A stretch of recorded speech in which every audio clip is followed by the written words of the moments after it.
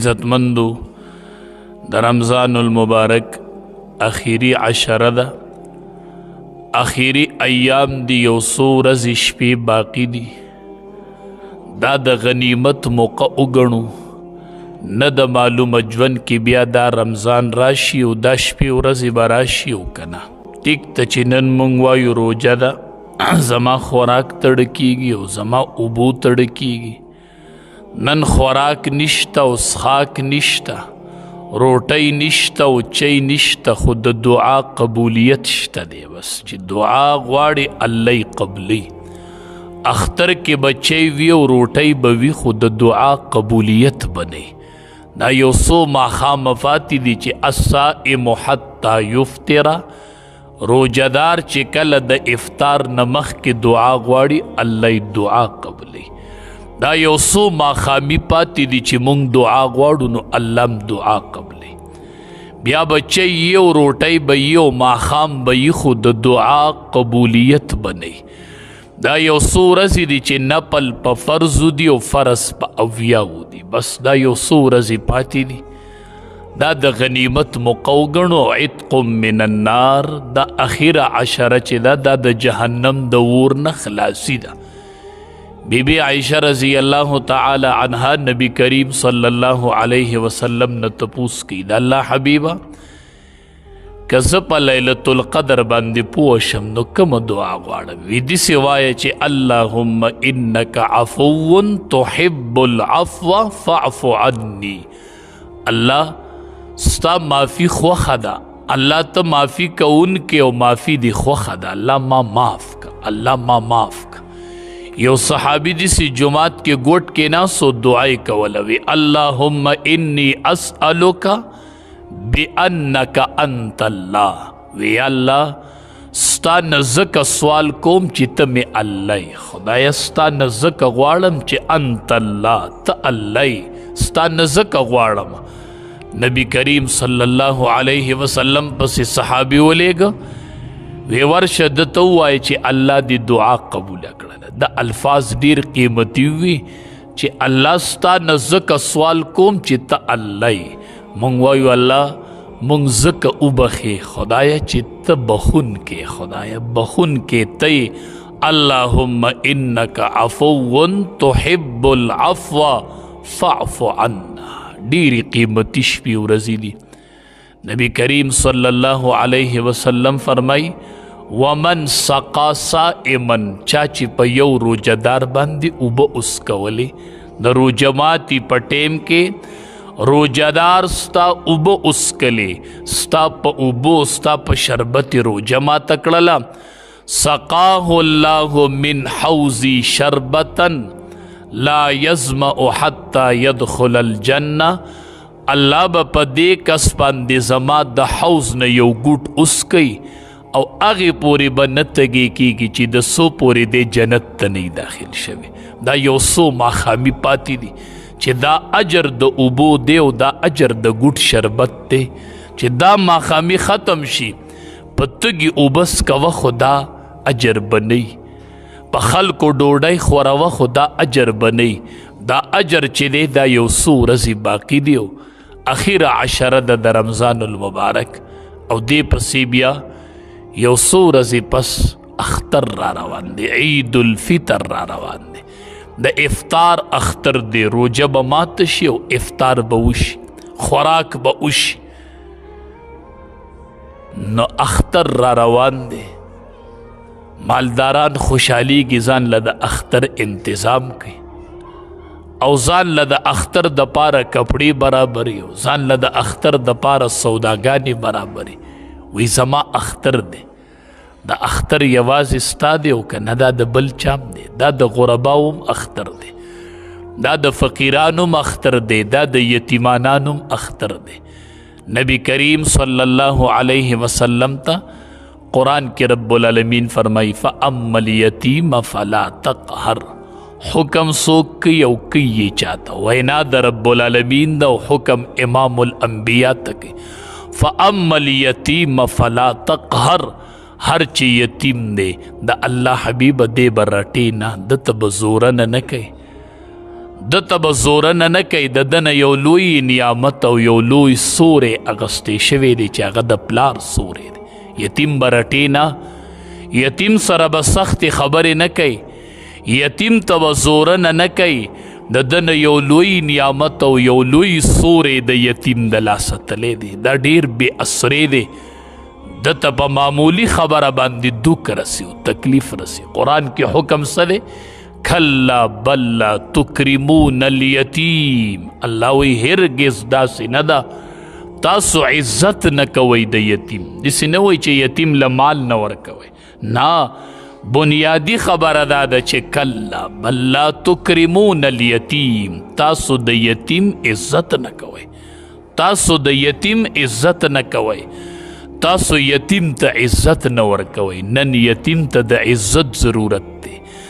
نن یتیم له یو لاس پکار دی چې د یتیم په سر یو لاس ولګي، یو اسره پکار ده او یو سورې پکار دی. ډوډۍ خو خلق سپوتم ورچي، ډوډۍ خو خلق سپولم ورکي چې سیواتي شي. نه، الله وی قرآن کې تاسو د یتیم عزت نه کوئ. نن د یتیم سره بدسلوکي شروع ده، عزت نشته دی. یتیم ته گړی په گړی او ټیم په ټیم خپل بابا یادیږي.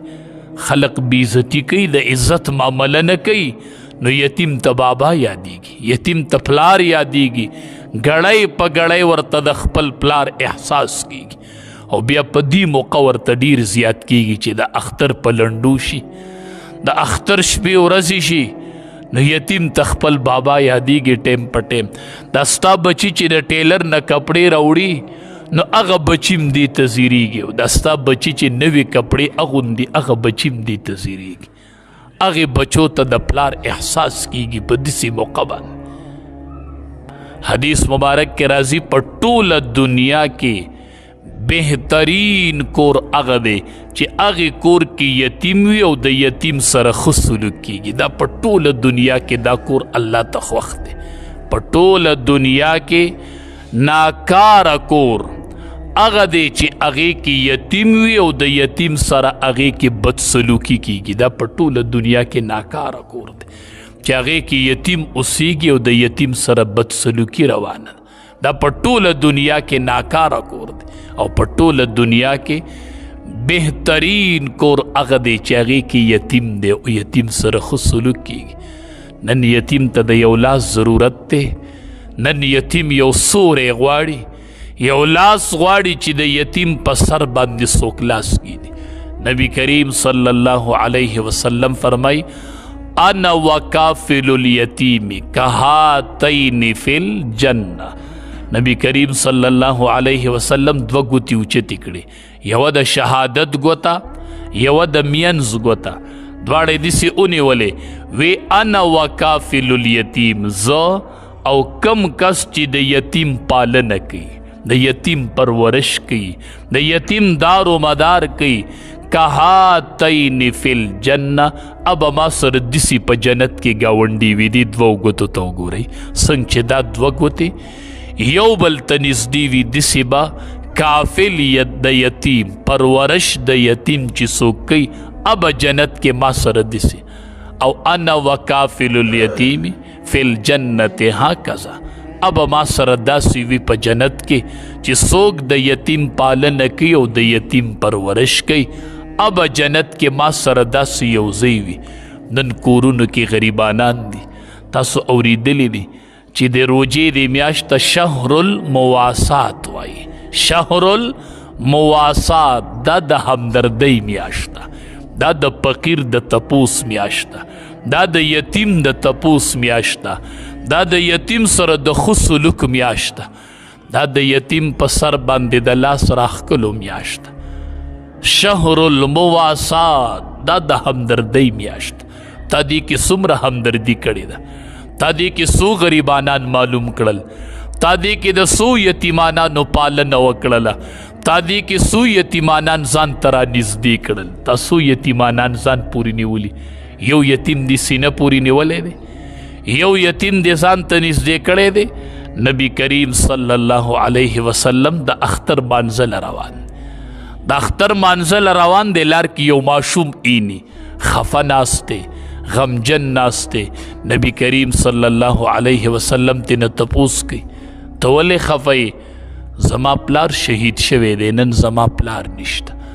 نن زه د چا در ته لاړ شم نن زه چاله ورشم نن زما پلار نشته دی نبی کریم صلی الله علیه وسلم هغه یتیم را روان که صحابه د مانځه انتظار کوي نبی کریم صلی الله علیه وسلم یتیم را روان کړی دی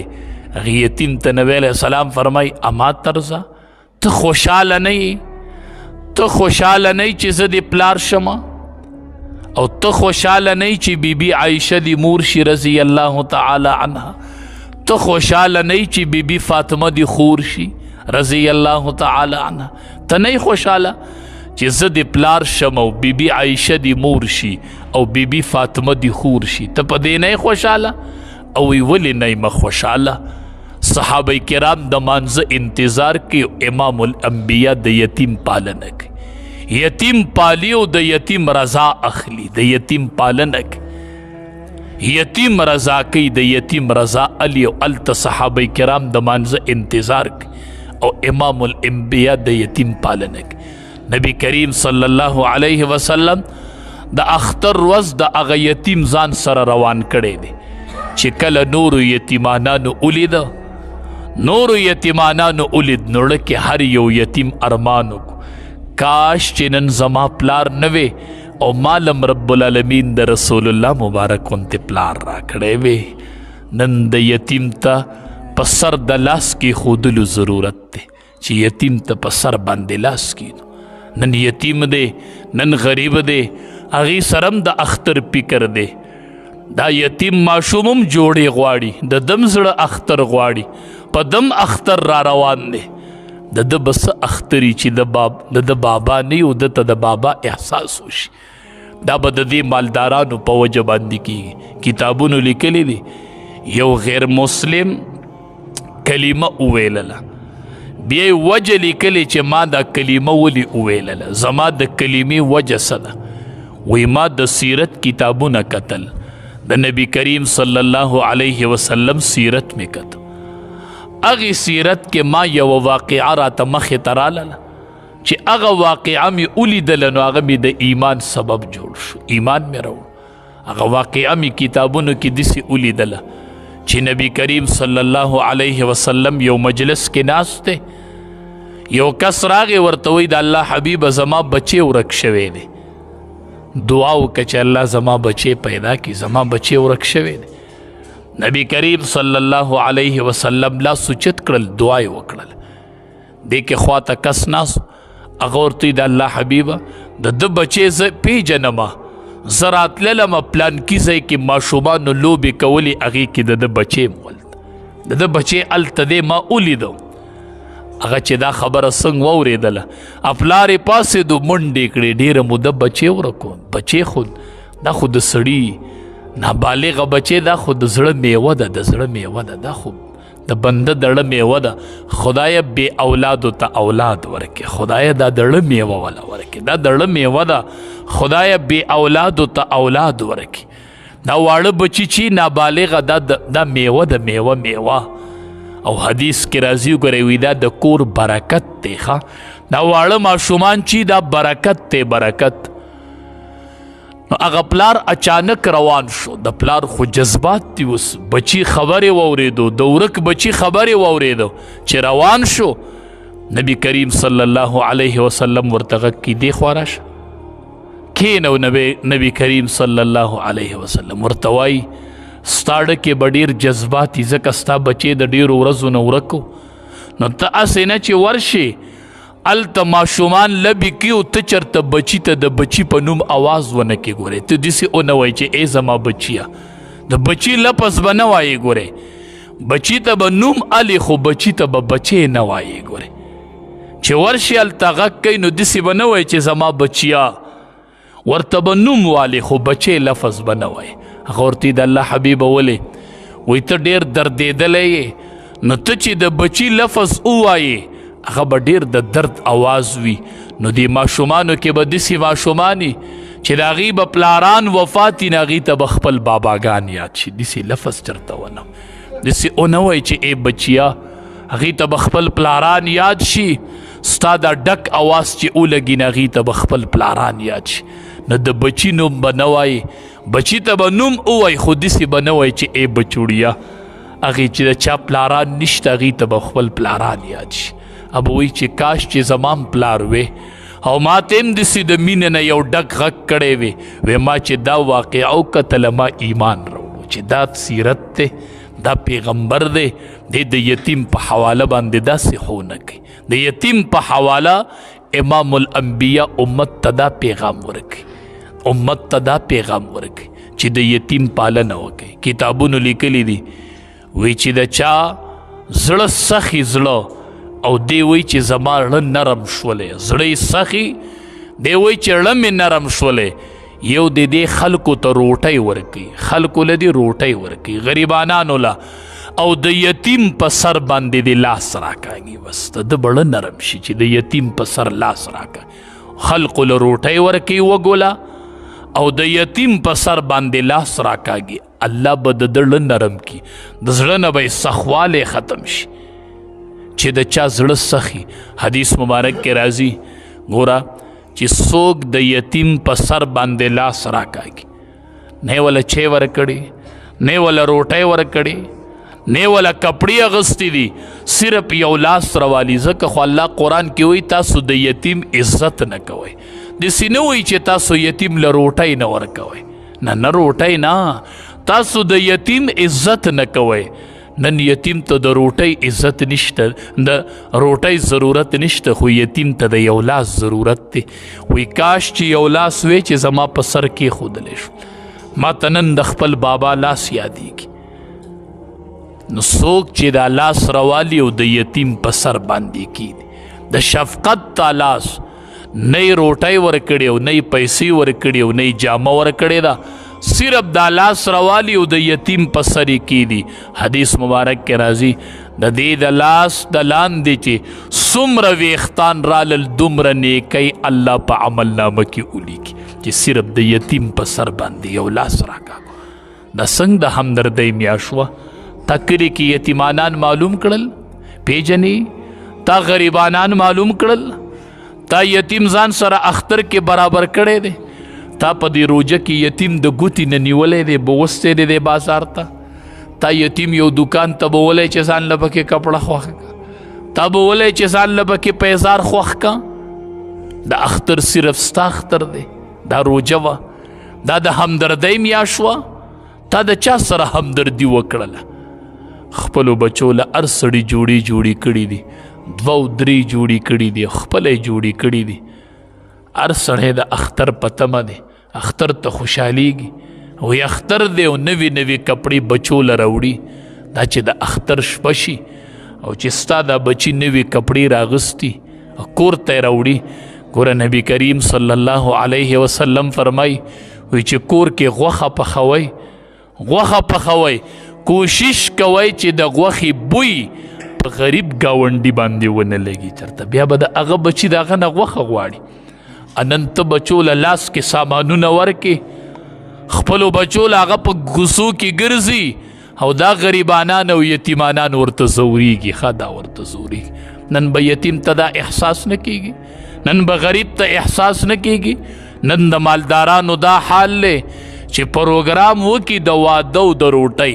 نو دې خوا به مالداران ناسي او دې خوا به دا غریبانان یتیمانان جدا په ډاګه کېنولي مجمع به ورته د یتیم به ګیله نه پیدا کېږي دا دین دی دا مسلمانی ده چې تا په فرق باندې هغه شاته کېنولي دي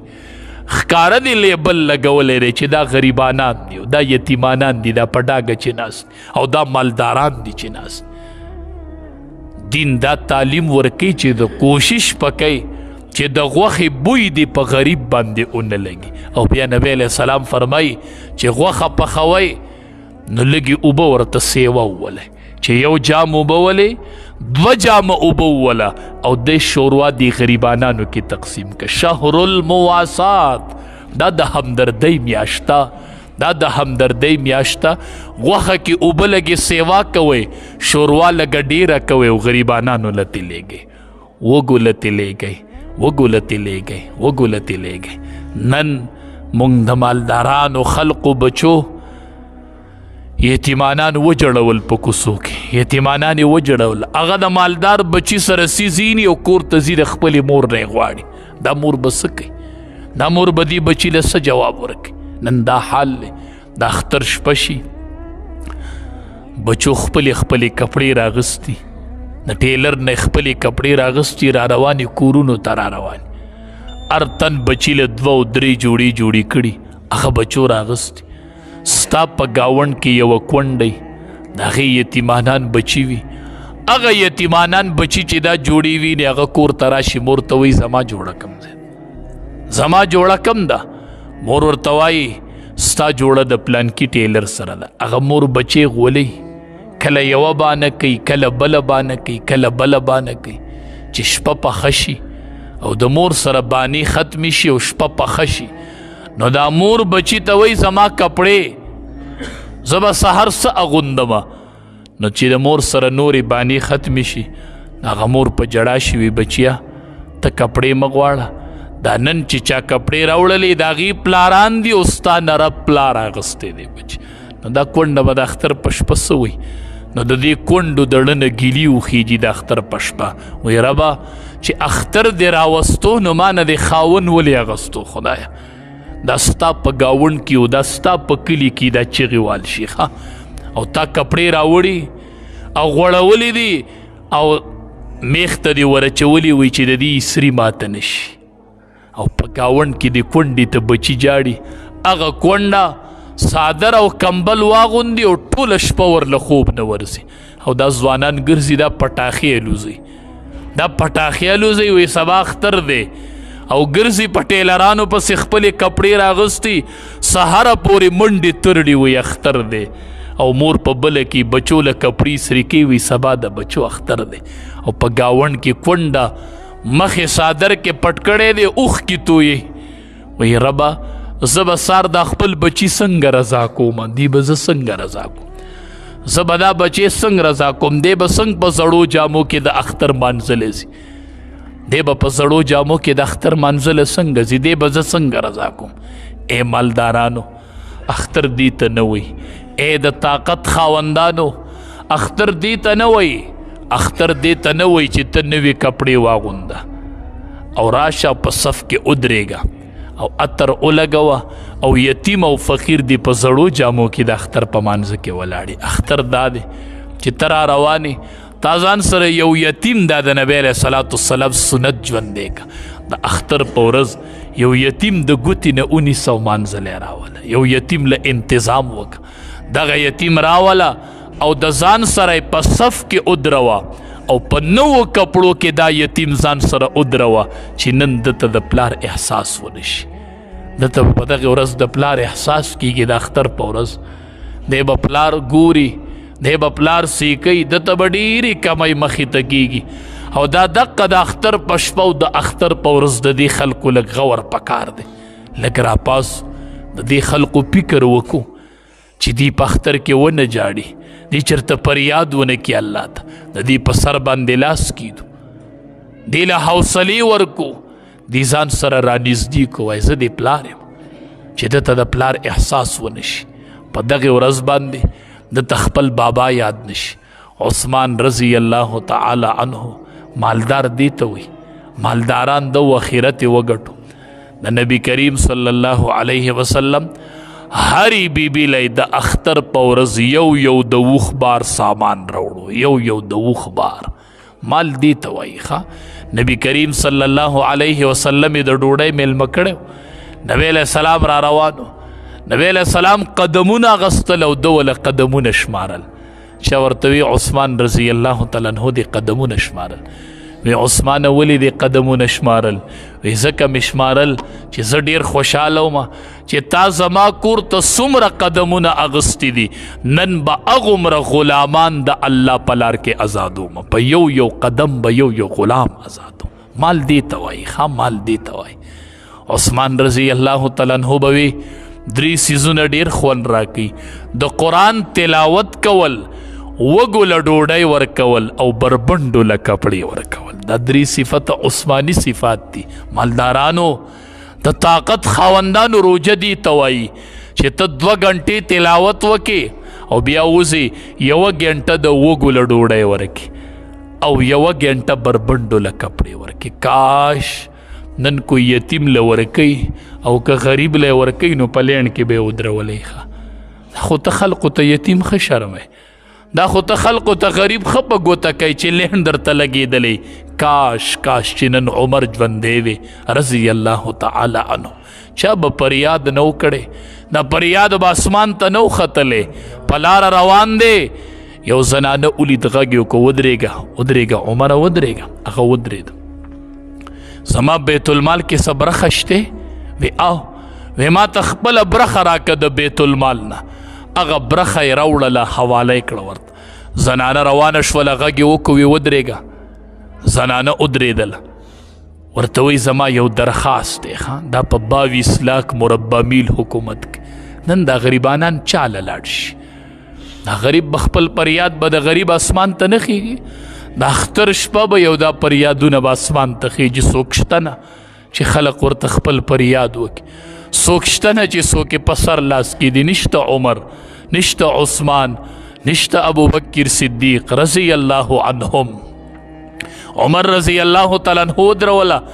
وی یو درخواست مې دی. وی څه دی؟ وی هغه دا دی چې بیت المال کې د کم حق هغه مې درکو، هسې نه چې میدان محشر لګېدلی او د الله په دربار کې به ګورې په عمر شکایت نه کوي. ګورې ښه هلته به شکایت نه کوي، ما خپل حق درکو،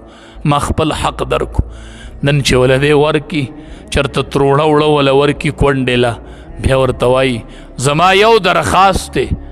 کونډه وایي څه درخواست دی؟ کونډه چېرته په دې تمه ده چې دی به داسې ووایي چې ما حق درکو خو ګورې د الله په دربار کې به شکایت نه کوي.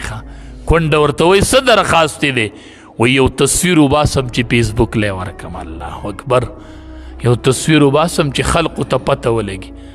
بس خلقو له دې ورکړه او خلقو ولیده، بس د الله نه اجر مه غواړه. خلقو ولیده، بس تا خلقو ته اخو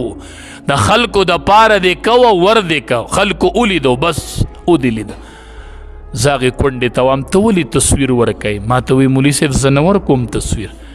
خو دی ما له تروړه وړه راکوي او زه کور کې هغه وږي بچي رایاد کړم چې زه به دې بچو